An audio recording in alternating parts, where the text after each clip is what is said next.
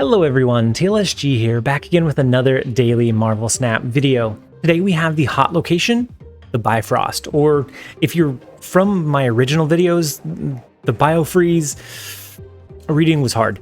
Anyways, the hot location occurs in 60% of games that you play on that day, and so a lot of times it is very worthwhile to build your deck around, or at least tech your deck into that location.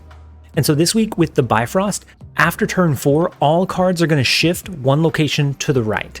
Now you can just run counter location cards like Scarlet Witch or Rhino, but if you're wanting to lean into and play with the location, then today I'm going to be covering the top 5 deck recommendations that I suggest that you try out for today's hot location to try to get the most upside from it as possible. Now for the first deck, the Pool 1 Movement deck, I don't think it should come as any surprise to anybody that movement is going to trump today, at least in the early pools.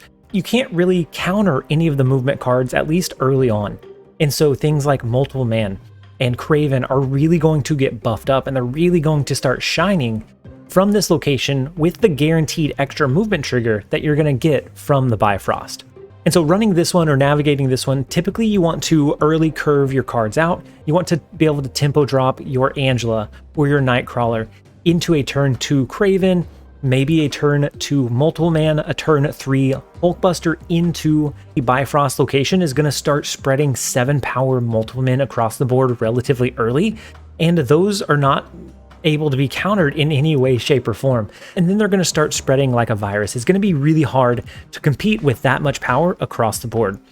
So let's say you get Multiple Man on 2, Hulkbuster on 3 into the Bifrost.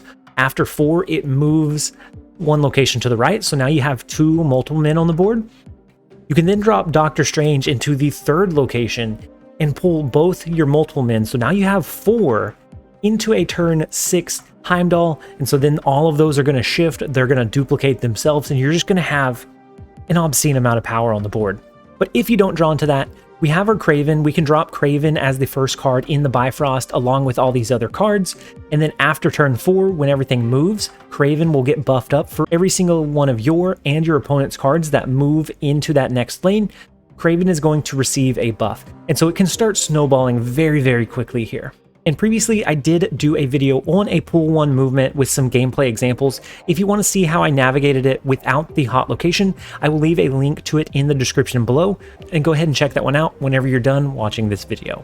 Now for my Pool 2 friends, as we're moving into Pool 2, we get a couple of additional resources in Cloak and Vulture that both help the movement archetype. So if you get either Multiple Man or Vulture into the Bifrost, that's going to start your snowball relatively early. You then have Cloak to start moving those across the board. You have Doctor Strange to do the same thing into a potential last turn Heimdall or Iron Man, or you have a little bit of flexibility. Now the idea with this is that you want to curve into your cards. If you do Multiple Man on 2, you can do an Ironheart on 3, you can do an Iron Fist plus a Hulkbuster on 4 to merge with your Multiple Man, send him into a different lane. He already started duplicating right there, and he's probably going to be 9 power if you have that perfect draw. And you do have to worry about Shang-Chi's in that scenario, so keep that in mind as you're spreading 9 power Multiple Men across the board. I would typically do either one or the other, either Multiple Man and Hulkbuster or Multiple Man and Ironheart. But doing both puts you within range of being destroyed by a Shang-Chi, and so you have to be much more careful or cautious at that point. Moving into Pool 3, we have a lot more flexibility.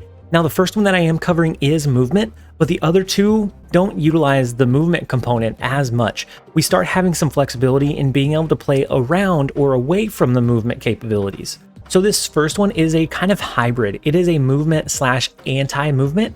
We have cards that benefit from being moved, such as Human Torch, Dagger, Kraven, we have Vulture, all of which are going to be fine. If you drop those into the Bifrost and you get that free trigger, all of those are going to start buffing up relatively quickly and relatively early, and you can start snowballing really, really quickly. Now, you will notice that we took out Multiple Man from this list. In a high-end movement deck, Multiple Man is usually a trap. Usually you end up getting too many cards onto the board, you just end up clogging up your board, and you can't drop as much power as you could otherwise. Now with this list, a Dagger can end up being 20 power. Having a 3 to 7 power Multiple Man taking up one of your potential high power slots does feel pretty bad. And so then it runs the anti-movement components of Polaris or Magneto to be able to pull their cards around, which will also buff up our Kraven. And then we also have our movement engines. But overall, this list runs very, very well, even outside of movement enhancing locations. But with the Bifrost, I think that is going to put this one over the top and make it even more impactful. And then the next list that I have is a Debrii junk deck. If you've been watching the channel for a while, you know that I really enjoy Debrii. It's just really difficult to use her very often.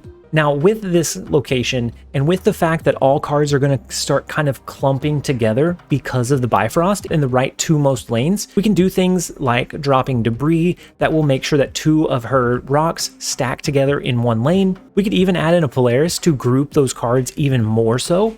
And so if you're not finding that Spider-Woman works out too well for you, you may take Spider-Woman out, add in a Polaris to make the opponent accidentally cap out one of their lanes early, and then you can really lean in onto buffing the rest of your cards with like a Wolfsbane or a Doc Ock without the downside of pulling into the opponent's cards. Now, the idea behind this one is that we drop some early resources. We play Black Widow before they realize that they're about to get a lot of junk onto their side of the board.